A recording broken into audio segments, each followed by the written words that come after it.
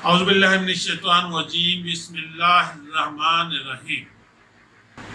پیارے دوستو، آج پھر ہم آپ کے سامنے اس 40 احادیث کے سلسلے کو لے کر حاضر ہوئے ہیں، اور میں اس سلسلے کی حدیث نمبر 30 آپ کے سامنے پیش کرنے کی سعادت حاصل کروں گا،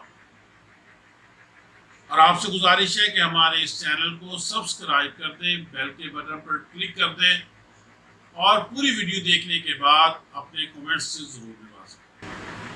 قال رسول اللہ صلی اللہ علیہ وآلہ وسلم: ان من اخیارکم احسنکم خلقا۔ نبی مہربان صلی اللہ علیہ وآلہ وسلم نے فرمایا، تم میں سے بہتر وہ شخص ہے جو اخلاق کے لحاظ سے سب سے اچھا ہو۔ دوستو، اس حدیث کے اندر نبی مہربان صلی اللہ علیہ وآلہ وسلم نے ہمیں تمام معاملات اور اپنی عادات کے حوالے سے ایک عادت کی فوقیت اور اہمیت کا اندازہ کروایا ہے۔ اس حدیث کے اندر بتایا گیا کہ جس کے اندر اخلاق اچھا ہے وہ بہتر ہے، اور خود قرآن پاک کے اندر اللہ رب العزت نے بھی کہا کہ نبی مہربان صلی اللہ علیہ وآلہ وسلم، تمہارا اخلاق اچھا ہونے کی وجہ سے یہ لوگ تمہارے گرد جمع ہیں۔ اگر تمہارا اخلاق اچھا نہ ہوتا، تمہاری زبان کے اندر ترشی اور تنگی ہوتی، تو یہ سارے لوگ چھٹ جاتے۔ پھر دوستو، ہمیں بحیثیت مسلمان اس بات کو مزید سمجھنا ہوگا کہ آپ کی محنت، آپ کی دولت، آپ کی شہرت سب ایک طرف، لیکن آپ کا حسن اخلاق وہ آپ کو سب پر حاوی کرتا ہے۔ وہ انسانوں اور انسانوں کے درمیان تو جو ہوگا سو ہوگا، لیکن وہ اللہ کے نزدیک بھی آپ کو ایک بہتر مسلمان اور انسان کے طور پر حاضر ہونے کی توفیق عطا فرمائے۔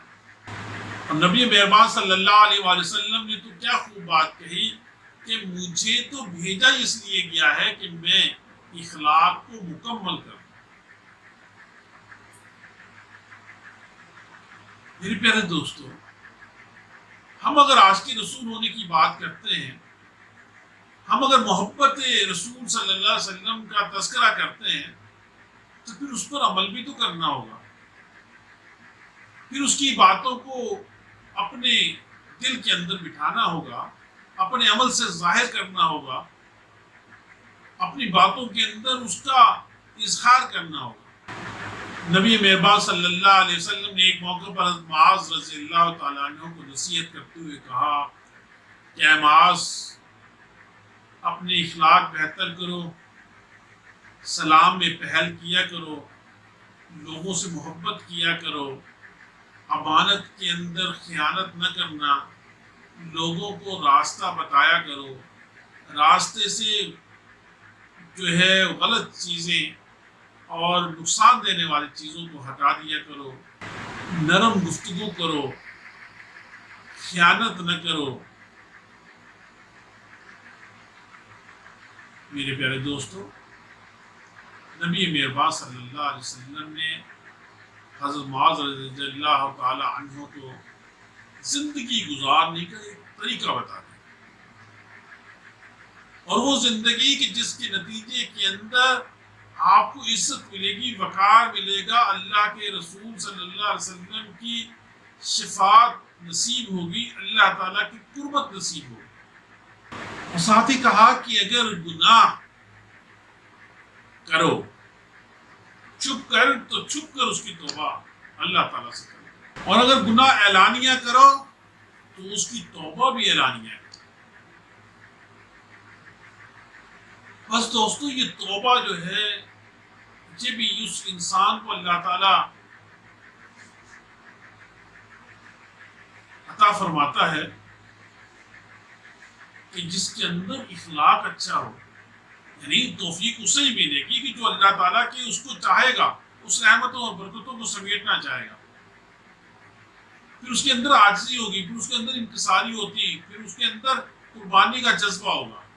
نبی مہربان صلی اللہ علیہ وسلم نے فرمایا قیامت کے دن اخلاق سے بڑھ کر کوئی اچھی چیز، کوئی وزنی چیز اس قیامت کے روز ترازو کے اندر نہیں ہوگی۔